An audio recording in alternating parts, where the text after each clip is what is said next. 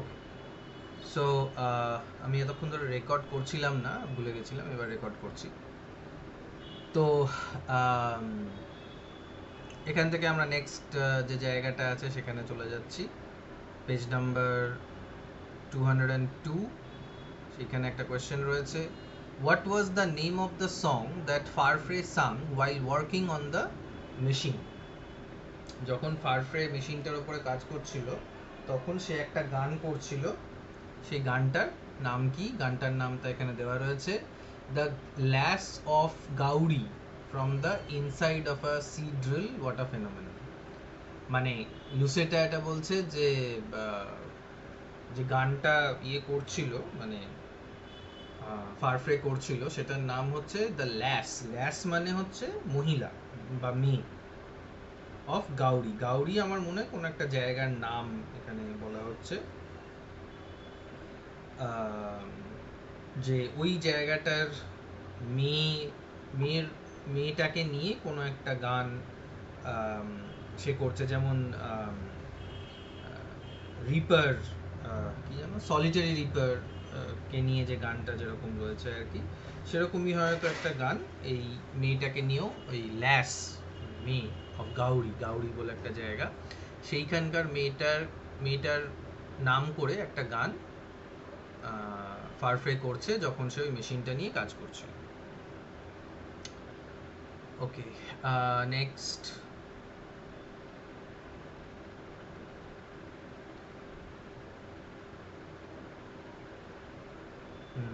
এইখানে পেজ 207, এটাই 24th চ্যাপ্টারের শেষটা। Why did Elizabeth Cry? Elizabeth কেঁদে উঠলো কেন? এলিজাবেথ কেন কাঁদলো?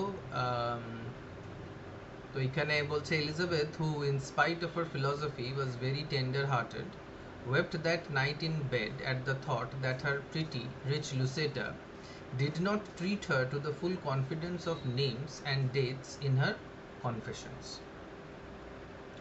তো ও এই জন্য কাঁদলো কারণ ওর মনে হলো যে লুসেটা ওকে সব সত্যি বলেনি। এবার আমরা আগেই জেনেছি যে লুসেটা এলিজাবেথকে তার কম্প্যানিয়ন অ্যান্ড ফ্রেন্ড হিসেবে সঙ্গে রাখছে, কিন্তু এলিজাবেথ এটা বোঝেনি যে লুসেটার অ্যাকচুয়ালি উদ্দেশ্যটা এলিজাবেথকে নিজের সঙ্গে রাখা যতটা নয়, ততটা হচ্ছে যে যাতে ওর বাবার সাথে ওর একটা যোগাযোগ থাকে, মানে হেনচার্ডের সাথে ওর যোগাযোগ থাকে, সেইটা। তাই জন্য স্বাভাবিকভাবেই লুসেটা সব কিছু খুলে ইয়েকে বলছে না, এলিজাবেথকে বলছে না, কিন্তু এলিজাবেথের এটা খারাপ লাগছে যে এলিজাবেথকে কেন সব কিছু বলা হচ্ছে না, কেন লুসেটা কিছু লুকোচ্ছে। এবং এই লুকোনোর ব্যাপারটা লুসেটার ক্যারেক্টারকে বোঝায়, লুসেটার যে চরিত্রটা আছে সেইটার উপরে আলোকপাত করতে পারে, যে ও যাকে মানে ফ্রেন্ড হিসেবে নিয়ে এসছে বা কম্প্যানিয়ন হিসেবে নিয়ে এসছে, তাকেও কিন্তু সব সত্যি কথা বলছে না। এবং আমরা এটা আগেও দেখেছি যে লুসেটা এরকম এক ধরনের ব্যবহার করেছিল, বলতে বলতেও থেমে গেল, মানে সেই ওই জার্সির কথা যখন বলছিল তখন বলতে বলতেও থেমে গেল, যাতে এলিজাবেথ গুণাক্ষরেও টের না পায় যে লুসেটা আর হেনচার্ডের কোনো সম্পর্ক ছিল, বা ওরা মানে কোনো সময় ওদের কোনো দেখা সাক্ষাৎ হয়েছে কিনা। মানে ও এটা দেখাতে চাইছিল লুসেটাকে, এই এলিজাবেথকে, যে ও হেনচার্ডকে চেনে না। এবং ও মানে লুসেটাও হেনচার্ডকে এটা বলে রেখেছিল যে এইটাই যেন ন্যারেটিভটা হয়, এটাই যেন স্টোরিটা হয়, যে লুসেটা আর হেনচার্ড একে অপরকে চেনে না। ওকে, নেক্সট 25, চ্যাপ্টার 25। চ্যাপ্টার 25 এর 210 page, depiction of society, the society is old fashioned.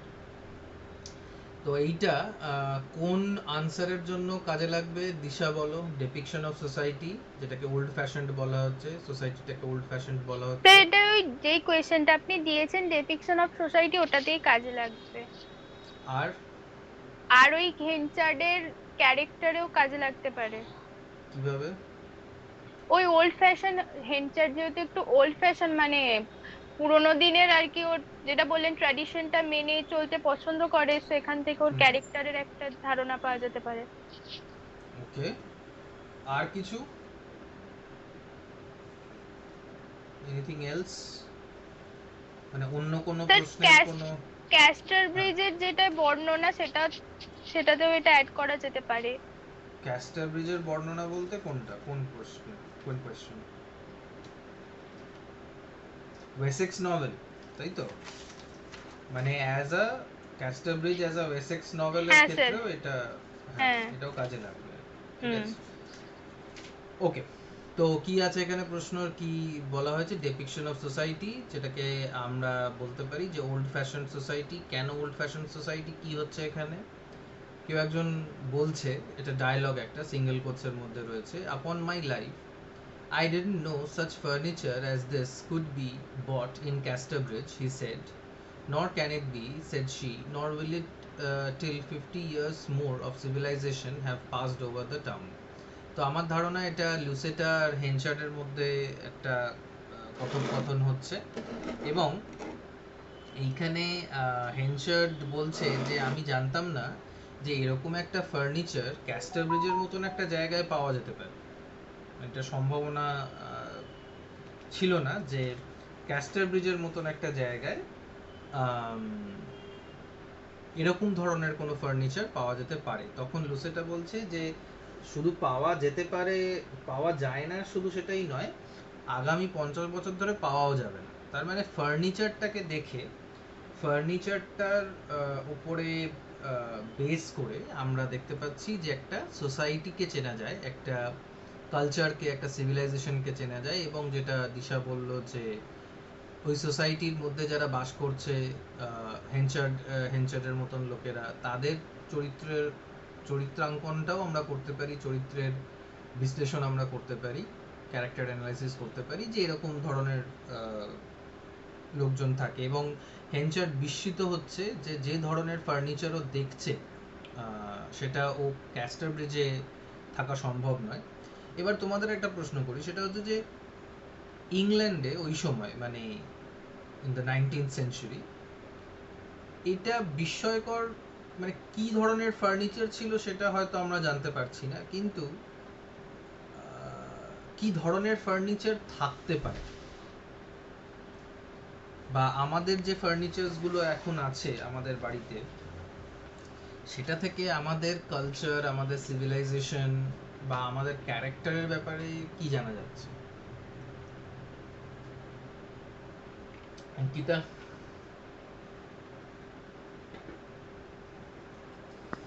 মানে স্যার কোয়েশ্চেনটা কি ধরনের ফার্নিচার বলতে হবে?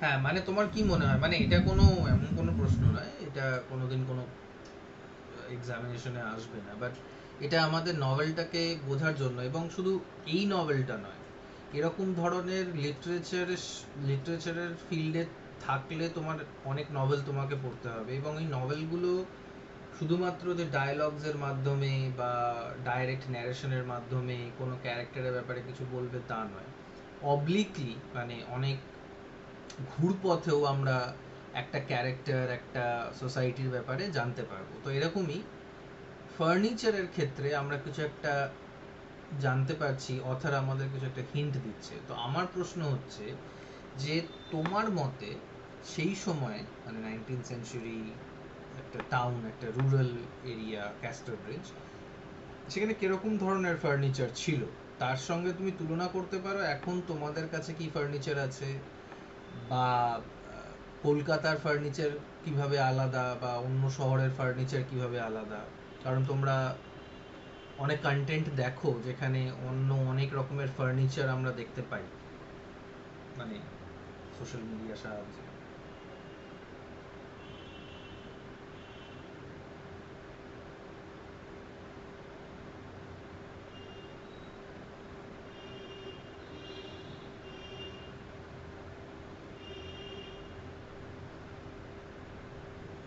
অন্য কেউ বলতে কাঠের পারে। কিছু কাঠের কাঠেরই কিছু স্বাভাবিক।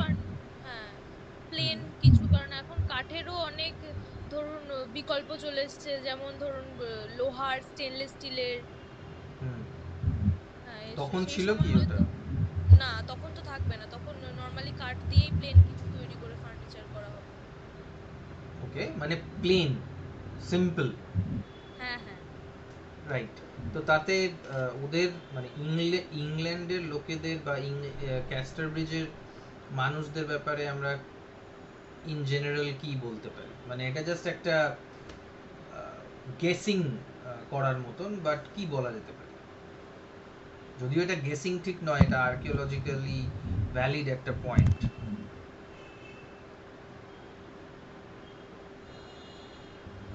মানে ক্যাস্টার ব্রিজের লোকেরাও প্লেন অ্যান্ড সিম্পল পিপল ছিল। রাইট। আর আমাদের এখন যে যে ধরনের ফার্নিচার্স গুলো হয়, সেটাতেও আমরা অনেক সময় অনেক রকমের কমপ্লিকেটেড ডিজাইনস দেখতে পাই। যেমন আমি এই মুহূর্তে আমার শোয়ার ঘরে রয়েছি, এবং বিছানাটা যেটা যেটা খাটটা, মানে অহেতুক কাঠ ব্যবহার করে ভয়ঙ্কর রকমের একটা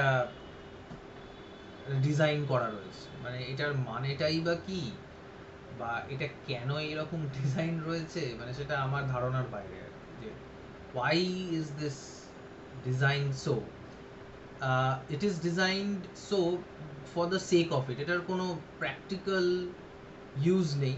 বরঞ্চ সমস্যা হচ্ছে এত খাঁচকাটা, এত ডিজাইন, এত ফুল, এই ওই তাই, যে এগুলোকে পরিষ্কার করতে গিয়েও দম বেরিয়ে যাবে বা অনেক নোংরা জমবে। প্লেন সারফেস হলে সেটাকে খুব সহজে পরিষ্কার করা যেতে পারে। তার মানে কি, either the person who made this is very,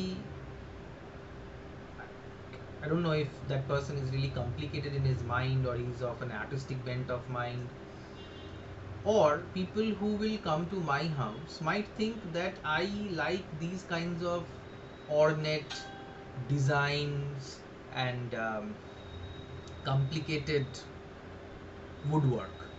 অনেকে মনে করতে পারে, বাট আই বিলিভ যে এটা আমার স্টাইল নয়, বা এটা আমার চয়েস। এরকম আমি করতাম না। I would have taken a simple thing which would have I don't know costed less. যত ডিজাইনে যাবে ততই বেশি টাকাটাও লাগতে থাকে। সো কিন্তু আমাদের শহরে আমরা অনেকেই দেখবে অনেক শৌখিন ধরনের জিনিস বাড়িতে রয়েছে, যেটার প্র্যাকটিক্যাল কোনো কাজ নেই, শুধু দেখতে ভালো লাগে বলে রয়েছে।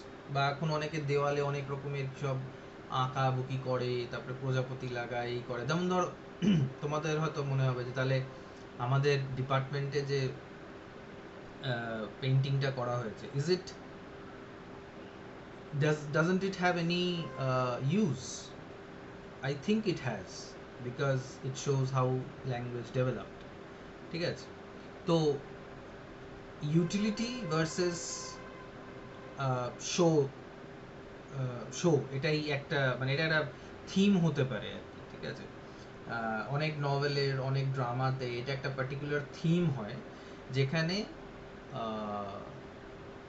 অ্যাপিয়ারেন্স ভার্সেস রিয়ালিটি একটা হয়, যেখানে দেখানো হয় যে একটা মানুষের খুব দেখানো হচ্ছে, খুব সে মানে ডিজাইন পছন্দ করে, খুব সুন্দর শৌখিন মানুষ, কিন্তু ভেতরে সে খুবই রুক্ষ, বা তার কোনো শখ নেই, বা সে কোনো ধরনের খুব সিম্পল মানুষ, কিন্তু তার বাড়ি ঘরদোর অনেক ডিজাইন করা। তো এই ধরনের জিনিসগুলো তোমাদের আস্তে আস্তে বুঝতে হবে। This is called reading between the lines, this is called unwrapping the metaphors. Unwrap মানে যেমন আমরা গিফট আনর্যাপ করি, কোনো প্লাস্টিক আনর্যাপ করি, খুলে ওটাকে দেখি ভেতরে কি আছে নিই। তো সেরকমই মেটাফার বা অন্য ফিগার্স অফ স্পিচগুলোকেও আমাদেরকে আনর্যাপ করতে হবে এবং মানেটা বুঝতে হবে। এবং লাইনগুলো পড়েই শুধু নয়, লাইনে যেটা লেখা নেই সেটাকেও আমাদেরকে আস্তে আস্তে পড়তে শিখতে হবে। আর লিটারেচারের ক্লাসে এই ধরনের জিনিসগুলোই তোমাদেরকে শেখানো হবে। ঠিক আছে? ওকে, লেটস মুভ ফরওয়ার্ড। তাহলে ডেপিকশন অফ সোসাইটিতে আমরা কি পেলাম, যে এটা একটা ওল্ড ফ্যাশন সোসাইটি, কারণ এদের ফার্নিচারটা ওল্ড ফ্যাশন। এটা শুধু ডেট মেনশন করা। ওকে, এই চ্যাপ্টারে আর কিছু নেই। নেক্সট চ্যাপ্টার হচ্ছে 26। দেখি 26 এ কি আছে।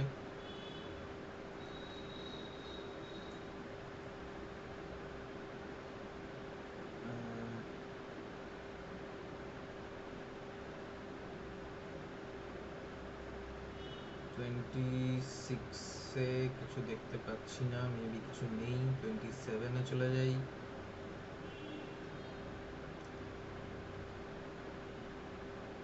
আমার ধারণা যে এই এই জায়গাগুলোতে নিশ্চয়ই 2 নম্বরের প্রশ্নের একটা সম্ভাবনা আছে, কিন্তু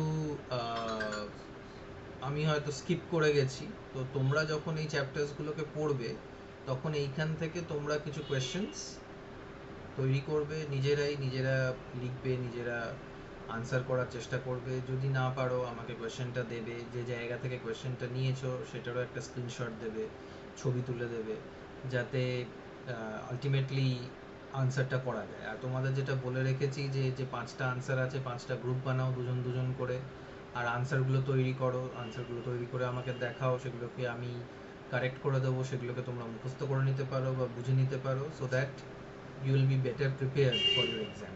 ঠিক আছে? ওকে, এই চ্যাপ্টারটাতে page number 233, I think this is 27th chapter number 27 বা 26, কোনটা দেখি একবার।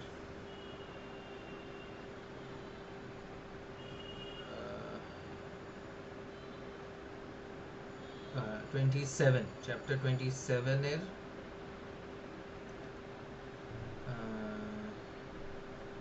পেজ নাম্বার 233, এখানে একটা জায়গা দেওয়া আছে, এটাও ডেপিকশন অফ সোসাইটি। তাহলে ডেপিকশন অফ সোসাইটিতে ডাইরেক্টলি ওই যে কোয়েশ্চেনটা আছে 10 নম্বরে, সেটার জন্য কাজে লাগবে। কি আছে ডেপিকশন অফ সোসাইটিতে এখানে? সৈকত পড়ো তো।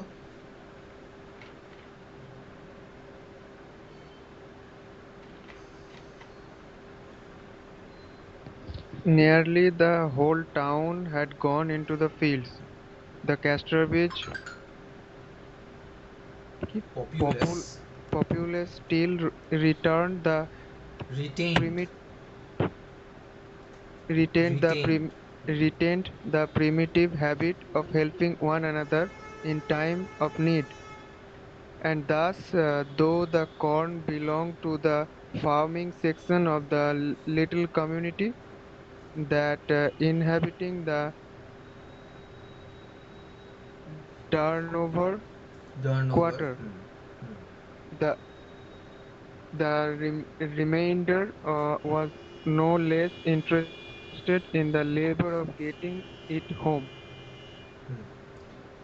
তো এইখানে যেটা বলছে যে পুরো শহরের, মানে শহর বলতে মানে সাবারবান আর কি, রুরাল অ্যাকচুয়ালি, টাউন বলতে রুরালটাকেই বোঝানো হতো। তো সারা শহরের লোক, সারা জায়গার লোক কোথায় চলে গেছে? মাঠে চলে গেছে। কেন? The Casterbridge populace still retained the primitive habit. Primitive কথাটার মানেটা হচ্ছে আদিম, আদিম একটা স্বভাব তারা মেনটেন করে। সেটা হচ্ছে যে of helping one another in time of need. এটা খুব সিগনিফিক্যান্ট একটা লাইন। গ্রামের লোকেদের মধ্যে অনেক, মানে এখন আর আছে কিনা আই ডোন্ট নো, বা তখন হয়তো ছিল, যে গ্রামের লোকেদের মধ্যে একটা ব্যাপার ছিল যে একে অপরের অসুবিধের সময় তারা এগিয়ে যেত, একে অপরকে সাহায্য করত। কিন্তু এখন সেই জিনিসটা আর নেই। এখন যখন মানুষ দেখে যে কেউ অসুবিধায় পড়েছে, তখন তাকে আরো বেশি অসুবিধায় ঠেলে দেওয়ার একটা চেষ্টা করে মানুষ।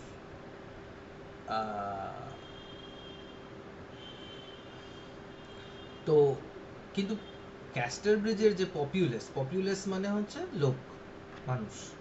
ক্যাস্টারব্রিজের যে লোকজন, তারা কিন্তু এই আদিম পুরাতন অভ্যেসটাকে রেখে দিয়েছে যে যদি কারোর কোনো সাহায্য লাগে, তখন তারা সবাই মিলে ওই মানুষটাকে সাহায্য করতে চলে যায়। তাই জন্য কি হচ্ছে, দো the corn belong to the farming section of the little community, যদিও ওই ভুট্টাগুলো যেগুলো চাষ হয়েছে সেগুলো শুধুমাত্র যারা চাষি তাদেরই কাজ ছিল বা তাদের ছিল, কিন্তু ডার্ন ওভার কোয়ার্টার বলতে যে জায়গায় ওরা থাকে আর কি, মানে লোকালয়টা, ওই লোকালয়ে তে যারা ফার্মিং করতো, যেমন হেনচার্ড হতে পারে বা ফ্রেড, কয়েকজন ফার্মারদের অতটা জায়গা ছিল বা ওদের ওটা কাজ ছিল, কিন্তু যারা বাকি লোকজন ছিল, হয়তো কেউ নাপিত, কেউ পুরোহিত, কেউ শহরে চাকরি করে, কেউ তাঙাওয়ালা, বাড়ির মহিলারা সবাই ঝাঁপিয়ে পড়ে ওই অত যে কাজ, মানে তোমরা সবাই জানো যে এগ্রিকালচার রিলেটেড কত কাজ থাকে, কাল্টিভেশন রিলেটেড অনেক বেশি কাজ থাকে, তো সেই কাজটাকে করে দেওয়ার সবাই মিলে ঝাঁপিয়ে পড়ে সেই কাজটা করে দিল। তাই জন্যই দেখা যাচ্ছে যে all the people on the castor bridge ফিল্ডে চলে গেছে এবং তারা হাসি খুশির সঙ্গে সবাই মিলে একসঙ্গে কাঁধে কাঁধ মিলিয়ে তারা কাজটা করে মানুষদেরকে সাহায্য করছে, মানে যারা ফার্মার্স তাদেরকে সাহায্য করছে। অ্যান্ড দিস শোজ যে পুরনো হতে পারে, ওল্ড ফ্যাশনড হতে পারে, কিন্তু তাদের মধ্যে ইউনিটি আছে, যখন যার প্রয়োজন তখন সবাই মিলে গিয়ে সেই মানুষটাকে সাহায্য করে। তো এটা একটা good side of the Casterbridge, it's a good side of the rural England as a Wessex novel. ওয়েসেক্সের ওই ব্যাপারটা তোমরা বলতে পারো যে এইভাবে it shows the unity of the people. Okay, তারপরে এই চ্যাপ্টারের কি আছে, নেই কিছু। নেক্সট চ্যাপ্টার হচ্ছে 28 দেখা যাক কি আছে। এই জায়গাটা অন্য কেউ মার্ক করে রেখেছে, দেখি তো কি আছে। says she dost hear old termit head put away that d lantern I have flowed fellows a sight finer looking man than d fool like thee, you son of a bee, d me if I hint, she says. I don't know, এটা আমি দেখিনি আগে, এটাকে কিছু করার নেই। let's move forward. 29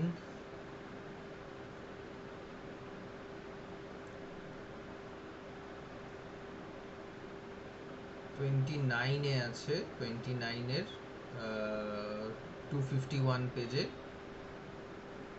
কি রয়েছে, how and when did Henchard save Lucetta's life. তো এটা ফ্ল্যাশব্যাক, এটা লুসেটা কিভাবে হেনচার্ডের সাথে লুসেটার দেখা হলো, কিভাবে ওদের মধ্যে বন্ধুত্ব হলো বা সম্পর্ক হলো, কি সম্পর্ক ছিল, কেন হলো, ইত্যাদি এইসব জিনিসগুলোকে নিয়ে এই চ্যাপ্টারটা, মানে এই চ্যাপ্টার নাম্বার 29 মেবি, হ্যাঁ চ্যাপ্টার নাম্বার 29 এ এইটা আমরা দেখতে পাচ্ছি, মেকিং শিওর, হ্যাঁ 29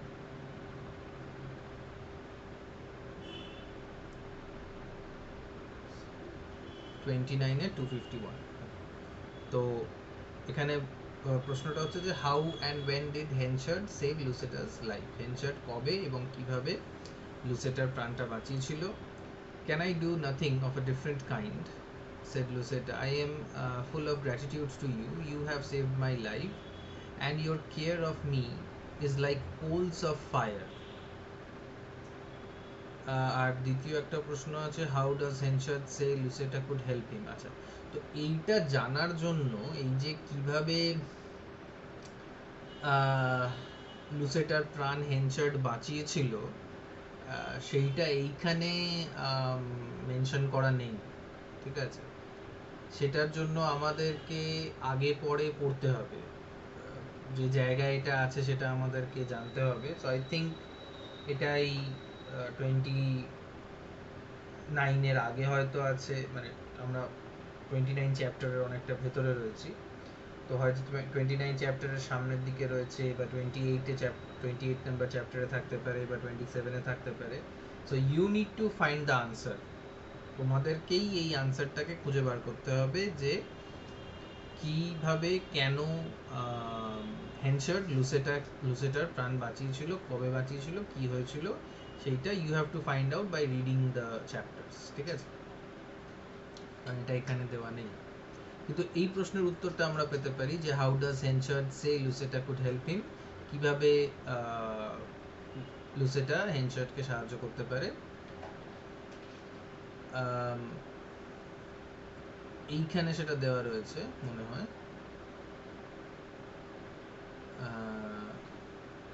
No Lucetta, what you can do is this and it would save me. My great creditor is Grower. তো ওর একটা অনেক বড় মানি লেন্ডার, বা একজন অনেক বেশি টাকা ওর থেকে পায়, তার নাম হচ্ছে গ্রাওয়ার। মানে অনেক সময় যারা চাষবাস করে বা কোনো ধরনের বিজনেস করে, তারা বেশিরভাগ সময় মানি লেন্ডারদের কাছ থেকে, যারা টাকা ধার দেয় তাদের কাছ থেকে টাকা ধার নিতে বাধ্য হয়। তো এরকমই একজন হয়তো গ্রাওয়ার বলে কেউ একজন আছে, যার কাছ থেকে হেনচার্ড টাকা ধার নিয়েছে। তো তার তাকে তার ব্যাপারে কিছু একটা বলছে যে হেনচার্ড চাইছে লুসেটা এইভাবে তাকে হেল্প করুক। তো কি হেল্পটা হবে? and it is at his hands I shall suffer if at anybody's, while a fortnight's forbearance on his part would be enough to allow me to pull through. This may be got out of him in one way, that you would let it be known to him that you are my intended, that we are to be quietly married in the next fortnight. এই জায়গাটাই উত্তরটা। বলছে যে ওই গ্রাওয়ার বলে যে ব্যক্তি, সে তাকে মুশকিলে ফেলতে পারে, সাফার করাতে পারে হেনচার্ডকে, কিন্তু যদিও 14 দিনের সময় পায়, টাকাটাও পেয়ে যাবে এবং ওর সুদ সমেত সবকিছু ফেরত দিয়ে দিতে পারে।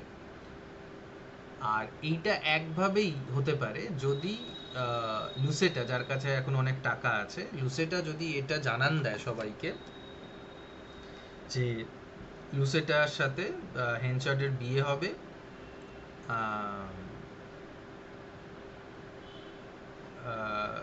14 দিন পরে, তাহলেই কিন্তু এই টাকাটা, মানে এই টাকার যে সমস্যাটা হেনচার্ডের হচ্ছে, সেটা সমাধান হয়ে যেতে পারে।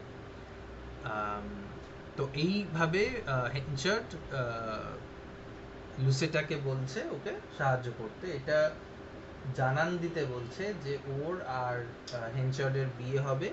এটা শুনে হয়তো গ্রাওয়ারের মনে হবে যে ওর কাছে টাকা চলে আসবে, আর গ্রাওয়ার মানে মহাজনগিরি করবে না, কাবুলিওয়ালাগিরি করবে না, আর হেনচার্ডকে কোনো সমস্যায় ফেলবে না।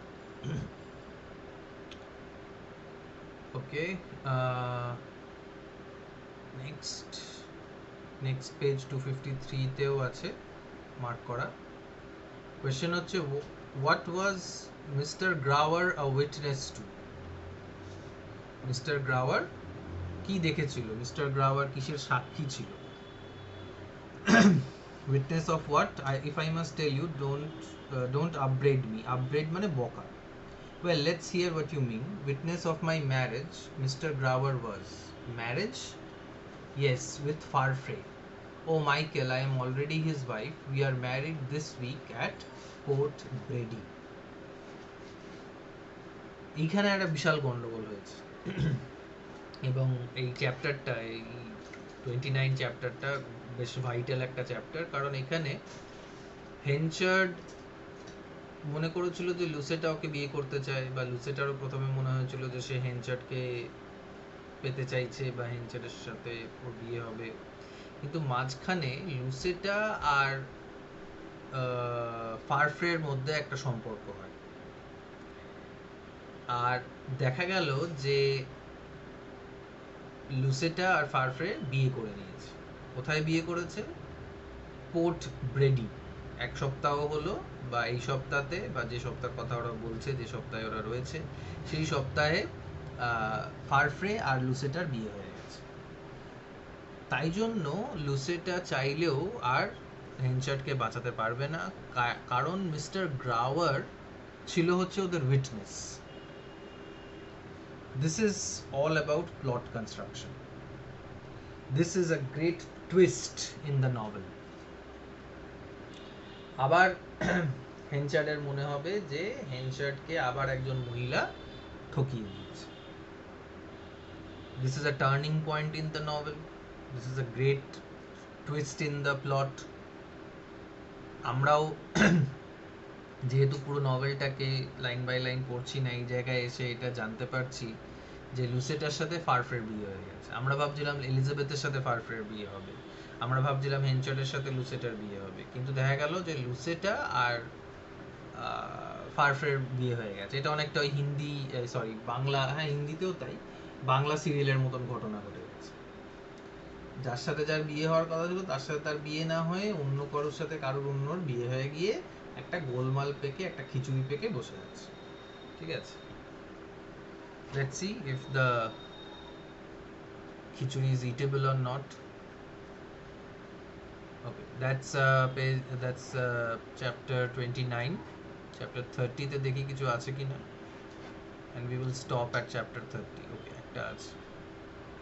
What were the bells ringing for? Chapter 30, page 257. একটা প্রশ্ন রয়েছে, What were the bells ringing for? বেলগুলো কেন বাজছিল? সাধারণত বেল বিয়ের সময় চার্চে বাজে। আবার কোনো মানে গ্রামেতে কোনো ধরনের কোনো বিপদ হলেও গ্রামের লোকেরা বেল বাজায়। ঠিক আছে, তো এইখানে বেলটা কেন বাজছিল সেটা আমরা দেখব। From your fright, but I found you had a visitor. What are the bells ringing for, I wonder? And the band too is playing. Somebody must be married or else they are practicing for Christmas. তো ওদের মনে হচ্ছে, মানে যারা এই কথাগুলো বলছে আর কি, মিস টেম্পলম্যান বলতে লুসেটা তার মানে আছে, আর মেবি এখানে হেনচার্ডও আছে। তো হেনচার্ড আর লুসেটার মধ্যে কথাবার্তা হচ্ছে, তো ওরা ইমাজিন করছে, ওরা মানে গেস করছে যে নাই কারোর বিয়ে হচ্ছে। কারণ আমি বললামই যে চার্চে বেল বাজা মানে হচ্ছে বিয়ে হওয়া, কারণ আগে চার্চে বিয়ে হতো, এখনো হয় বিদেশে, আর ব্যান্ডও বাজছে। তার মানে কেউ হয়তো কেউ ক্রিসমাসের জন্য প্র্যাকটিস করছে, আর নাই কারোর বিয়ে লেগেছে। ওকে, লেটস মুভ ফরওয়ার্ড।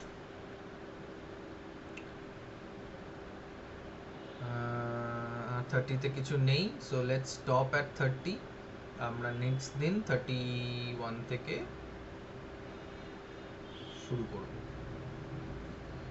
ওকে, কারোর কোনো প্রশ্ন থাকলে বলো।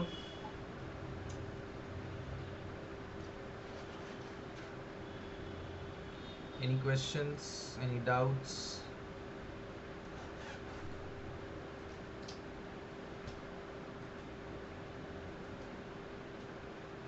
ঠিক আছে, যদি প্রশ্ন না থাকে তাহলে তোমরা মিটিং লিভ করতে পারো।